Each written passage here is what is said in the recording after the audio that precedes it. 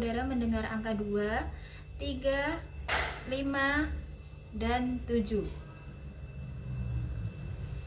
Ya, tepat sekali. Bilangan prima kurang dari 10. Lalu apa hubungan bilangan prima kurang dari 10 dengan materi kita pada pertemuan kedua mata kuliah Matematika Ekonomi? Nah, bilangan prima kurang dari 10 merupakan salah satu contoh dari himpunan. Nah, pada pertemuan kedua pada mata kuliah Matematika Ekonomi ini akan kita bahas mengenai definisi himpunan, jenis-jenis himpunan, cara penyajian himpunan, prinsip dan hukum himpunan. Materi selengkapnya mari kita simak bersama-sama. Ya, seperti yang saya jelaskan di muka tadi, di awal tadi, bahwa materi hari ini adalah tentang himpunan atau set. Pada materi himpunan ini akan dibagi menjadi beberapa materi. Yang pertama adalah definisi himpunan, kemudian cara penyajian himpunan, jenis himpunan, operasi himpunan, dan hukum-hukum himpunan. Nah, mari kita beranjak ke materi yang pertama, yaitu definisi himpunan. Himpunan adalah kumpulan dari benda-benda atau unsur-unsur yang memiliki definisi yang jelas dan juga memiliki sifat keterikatan tertentu. Jadi poin penting di dalam definisi himpunan adalah adanya unsur-unsur yang memiliki definisi yang jelas. Kemudian objek-objek atau unsur yang ada di dalam himpunan disebut dengan anggota, elemen, atau unsur yang disimbolkan dengan huruf E, yaitu elemen. Contoh definisi yang tidak jelas adalah cantik. Cantik dikatakan tidak jelas definisinya karena bersifat relatif. Kita memandang seseorang perempuan, ya, si A bisa mengatakan bahwa perempuan tersebut cantik, tapi si B belum tentu mengatakan dia cantik. Jadi ini bersifat relatif. Kemudian pintar. Nah, pintar juga banyak sekali indikatornya. Pintar itu apakah nilainya yang selalu A atau IPK-nya yang selalu cum laude. Jadi ini juga bersifat relatif, jadi masih sangat umum. Kemudian tinggi. Tinggi ini bisa menjadi kategori himpunan ketika dibatasi ukuran yang pasti. Misal, kumpulan dosen yang memiliki tinggi badan lebih dari 160 cm, maka dapat dikatakan himpunan. Tapi ketika redaksinya kumpulan dosen yang tinggi, maka tidak bisa dikatakan himpunan karena tinggi masih bersifat relatif tadi. Nah, kesimpulannya adalah biasanya hal-hal yang tidak memiliki definisi, hal-hal yang memiliki definisi yang kurang jelas atau tidak jelas itu merupakan kata sifat. Jadi tergantung persepsi masing-masing, itu tidak bisa dikatakan sebagai himpunan. Kemudian untuk mengetahui seberapa jauh pemahaman kita tentang definisi himpunan, berikut ada beberapa kumpulan yang harus kita jawab, apakah kumpulan di sini termasuk himpunan atau tidak. A. Kumpulan warna lampu lalu lintas termasuk himpunan atau tidak? Ya, tepat sekali, himpunan. Karena lampu lalu lintas dimanapun berada, baik di negara kita, di Indonesia maupun di negara lain, tetap sama, yaitu merah, kuning, dan hijau. Jadi jelas, bisa dikatakan sebagai himpunan. Kemudian kumpulan mahasiswa asal Tegal. Nah, di sini mahasiswa baru yang berasal dari Tegal berkumpul, itu dapat dikatakan sebagai himpunan. Atau misalnya mahasiswa yang berasal dari Surabaya, berarti anggotanya adalah mahasiswa-mahasiswa yang berasal dari Surabaya. Kemudian yang C, kumpulan dosen yang tinggi. Nah, di sini tinggi tidak dibatasi ukurannya secara pasti berapa senti, sehingga tinggi ini sebagai kata sifat. yang masih relatif tadi. Jadi tidak bisa dikatakan sebagai himpunan. Kemudian kumpulan hewan yang lucu. Ada kata sifat di sini lucu. Lucu menurut pandangan beberapa orang itu berbeda. Katakanlah ada kucing. Kucing menurut si A bisa dikatakan lucu, tapi menurut si B, kucing itu adalah menakutkan. Jadi tidak bisa dikatakan kumpulan hewan lucu itu merupakan himpunan, tidak bisa ya. Kemudian kumpulan wisudawan dengan IPK kumlot. Nah, IPK kumlot sudah kita ketahui bersama bahwa IPK kumlot itu ketika IP-nya 3,5 ke atas sampai 4, sehingga kumpulan wisudawan IPK kumlot dapat dikatakan sebagai himpunan. Oke, cukup bisa dipahami ya. Berikutnya adalah cara penyajian himpunan. Cara penyajian himpunan terbagi menjadi 4 cara, di mana cara yang pertama disebut sebagai cara enumerasi. Cara enumerasi ini memiliki arti bahwa setiap anggota himpunan didaftarkan secara rinci atau sering disebut juga dengan cara mendaftar. Nah, contoh himpunan 5 bilangan asli yang pertama, maka dapat ditulis ketika menggunakan cara enumerasi adalah A sama dengan kurung kurawal buka di awal 1, spasi 2, spasi 3, spasi 4, spasi 5, kurung kurawal tutup. Nah, ini yang disebut dengan cara enumerasi. Jadi setiap anggota himpunan didaftarkan secara rinci, disebutkan secara rinci di dalam kurung kurawal. Contoh yang lain, misalnya himpunan 5 bilangan genap positif pertama. Bilangan genap positif pertama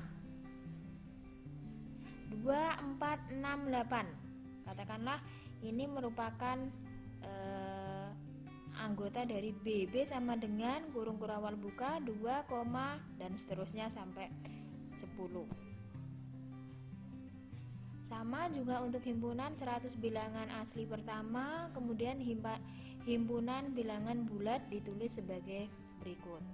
Ini yang disebut dengan cara enumerasi.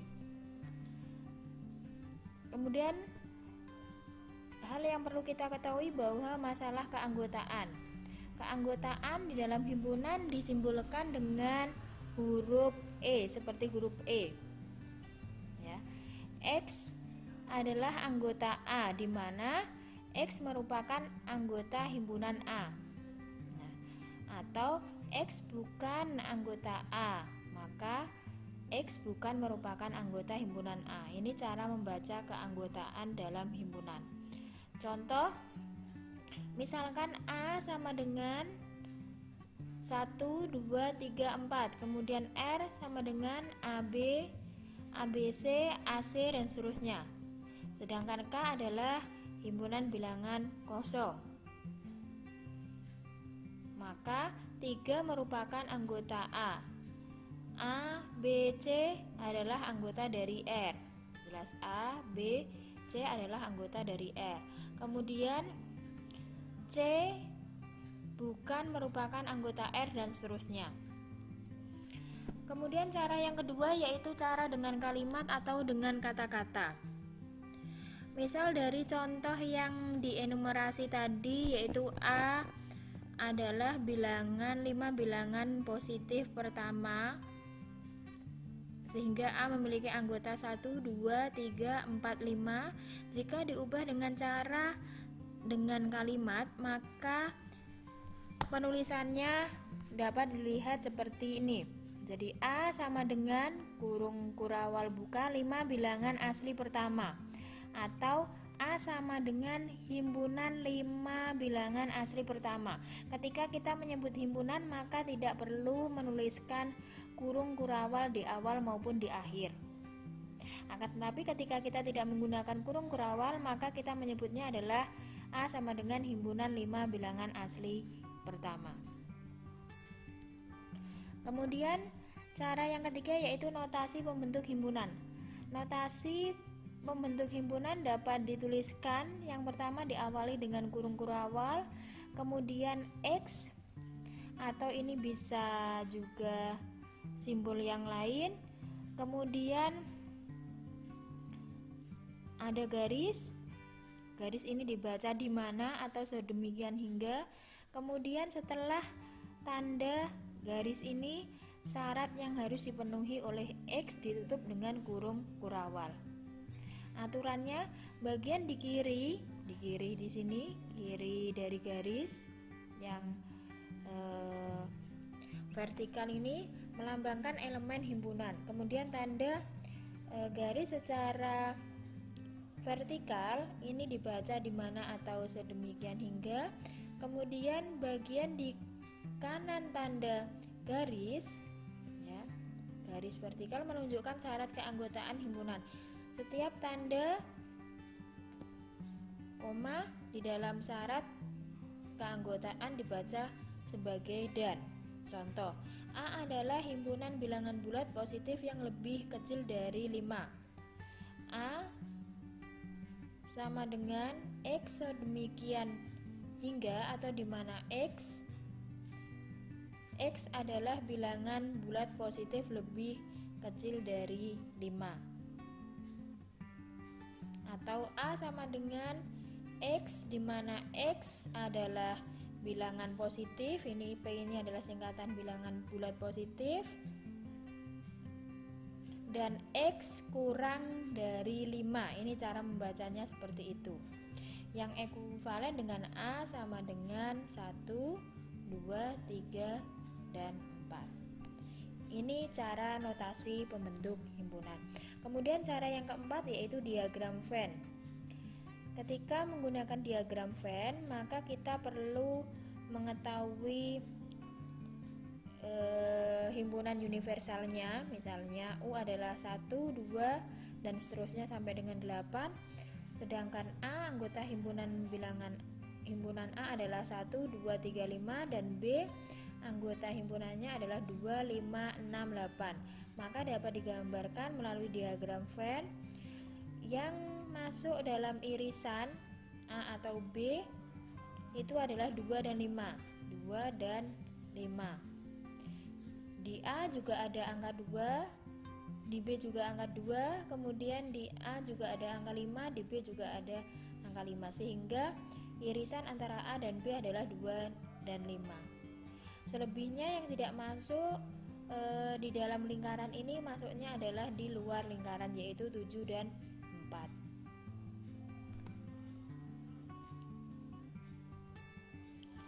Sebelum masuk ke materi berikutnya yaitu tentang jenis himpunan, kita masuk pada kardinalitas. Apa sih yang dimaksud dengan kardinalitas? Kardinalitas adalah jumlah elemen di dalam A disebut kardinal dari himpunan A. Notasinya adalah NA, anggota dari A. Atau A diapit dengan 2 garis vertikal. Contoh, B sama dengan X, di mana X merupakan bilangan prima lebih kecil dari 20. Atau B sama dengan anggota dari B adalah 2, 3, 5, 7, 11, 13, 17, dan 19. Maka kardinalitas dari B adalah 8. Jumlah elemen yang ada di dalam B itu adalah 8. Begitu untuk contoh kedua dan ketiga juga sama.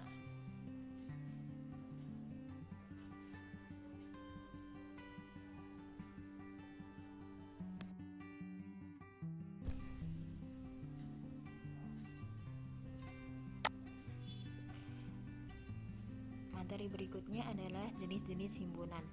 Jenis-jenis himpunan ada himpunan kemudian kosong, ada himpunan bagian atau subset. Himpunan kosong disebut null set, yaitu himpunan kardinal yang anggotanya itu kosong atau dinotasikan dengan huruf O dicoret atau kurung kurawal yang tidak memiliki isi. Itu adalah himpunan bilangan kosong. Kemudian contohnya E sama dengan X, di mana X adalah kurang dari X, maka anggota dari E adalah 0. Ini disebut dengan himpunan kosong. Kemudian contoh berikutnya adalah P sama dengan orang Indonesia yang pernah pergi ke bulan. Maka anggota dari P atau kardinalitas dari P adalah 0. Kemudian contoh berikutnya A sama dengan X, di mana X adalah akar persamaan kuadrat X kuadrat plus 1 sama dengan 0. Maka NA, anggota dari A, juga kosong. Ini disebut himpunan bilangan kosong karena ketika X ini kita ganti 0 kuadrat, maka ketemunya adalah plus 1, ketemunya 1 ya. 1 kuadrat 1 plus 1 ketemunya 2, jadi tidak ada 0. Ini tidak bisa ya, sehingga dikatakan sebagai himpunan kosong. Oke, lanjut. Kemudian himpunan bagian. Himpunan bagian dikatakan himpunan bagian ketika himpunan A dikatakan himpunan bagian dari himpunan B jika dan hanya jika setiap elemen A merupakan elemen dari B. Dalam hal ini B dikatakan superset dari A. Notasinya adalah A merupakan bagian dari B. Ketika dibuat diagram Venn, maka gambarnya seperti ini. Oke. Contoh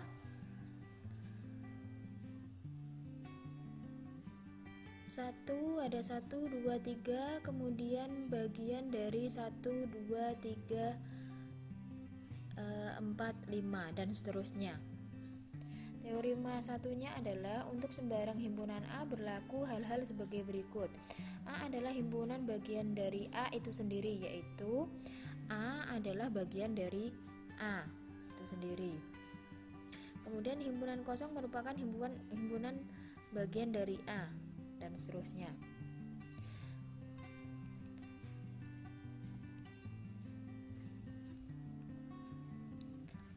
Contoh soal, misal A anggotanya adalah 1, 2, 3 dan B adalah 1, 2, 3, 5. Tentukan semua kemungkinan himpunan C sedemikian sehingga A adalah bagian dari C, C adalah bagian dari B, yaitu A adalah proper subset dan C adalah proper subset dari B. C harus mengandung semua elemen dari A 1, 2, 3 dan sekurang-kurangnya satu elemen dari B.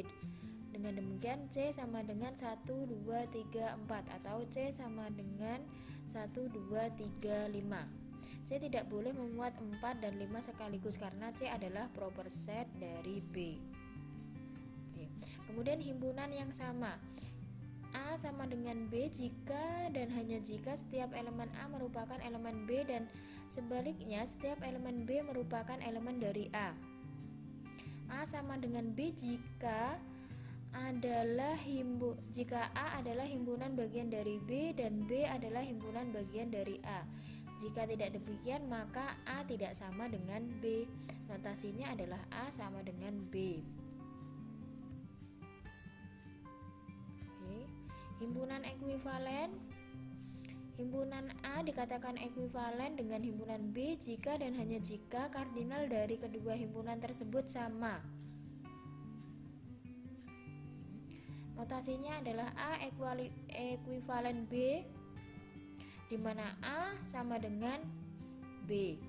Contoh, misalkan A anggotanya adalah 1, 3, 5, 7 dan B adalah A, B, C, D, maka A ekuivalen B sebab setiap anggota A adalah anggota B sama dengan 4 ya.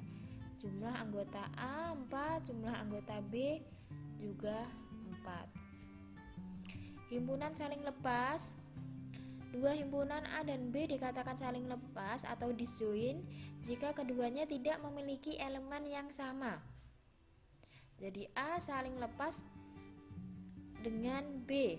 Diagram Venn-nya menunjukkan bahwa lingkaran A dan lingkaran B itu saling terpisah atau saling lepas. Nah, dicontohkan adalah A sama dengan X, di mana X anggota dari bilangan positif, kemudian di mana X kurang dari 8 dan B memiliki anggota 10, 20, 30, maka A tidak sama dengan A saling lepas dengan B.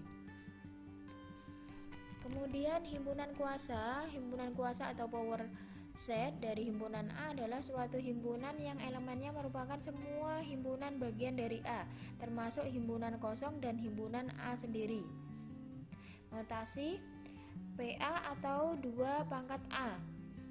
Jika A sama dengan M, maka PA sama dengan 2M. Contoh, jika A 1,2, maka PA anggotanya adalah kosong, kemudian 1, 2, 1,2.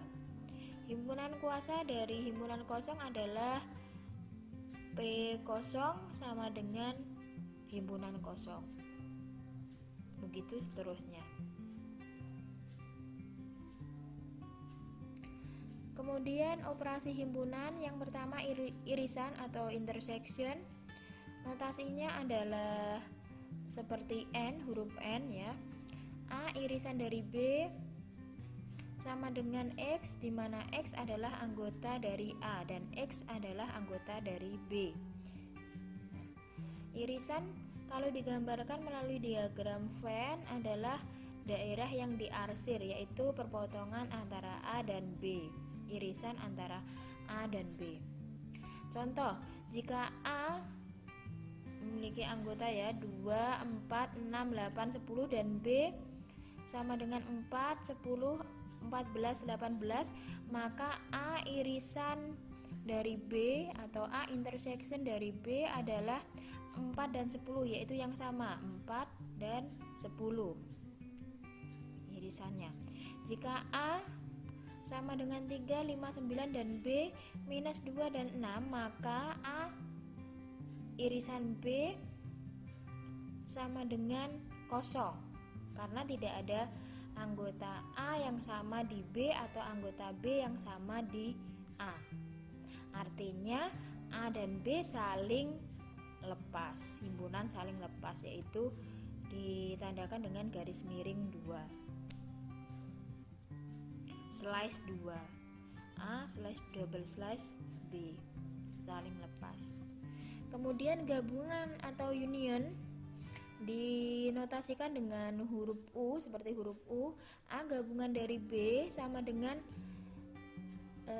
X, di mana X anggota dari A atau X anggota dari B. Berarti jika ada dua himpunan yaitu A dan B, maka anggota dari gabungan A dan B adalah gabungan dari anggota A dan B. Misalnya A sama dengan 258, kemudian B 7522, maka A gabungan dari B adalah 2578, kemudian 22. Penulisannya diurutkan dari angka yang paling kecil. Seperti itu. Kemudian komplement disimbolkan dengan A komplement garis horizontal di atas huruf A sama dengan X, di mana X adalah anggota bilangan universal, anggota dari unit U, di mana X tidak sama bukan merupakan anggota A. Itu adalah komplement. Oke, contohnya bisa dilihat. Lanjut ya. Contoh berikutnya adalah A himpunan semua mobil buatan dalam negeri, B himpunan semua mobil impor, kemudian C himpunan semua mobil yang dibuat sebelum tahun 90, D adalah himpunan semua mobil yang nilai jualnya kurang dari 100 juta. Himpunan semua mobil milik mahasiswa universitas tertentu. Yang pertama, mobil mahasiswa di universitas ini diproduksi dalam negeri atau diimpor dari luar negeri. Maka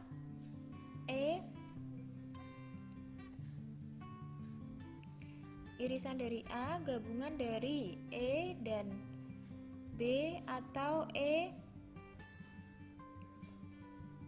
irisan dari gabungan A dan B, begitu seterusnya. Kemudian selisih itu adalah A dikurangi B, di mana A dikurangi B sama dengan X, di mana X adalah anggota dari A dan X bukan merupakan anggota dari B. Maka simbolnya untuk selisih adalah yang diarsir ketika digambarkan dalam diagram Venn. Beda setangkup dinotasikan dengan tanda lingkaran dan ada plusnya di dalam ya. Setangkup bisa dilihat seperti di layar. Oke, kita lanjut karena ini hanya sekilas ya. Ini contohnya.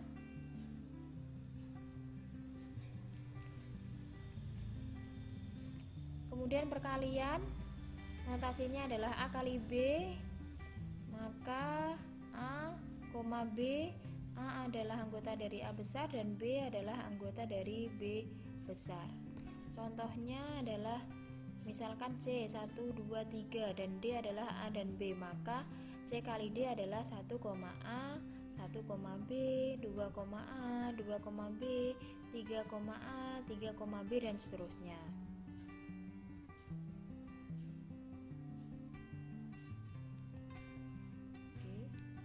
Materi berikutnya nanti dibaca. Nah, untuk berikutnya adalah hukum-hukum himpunan.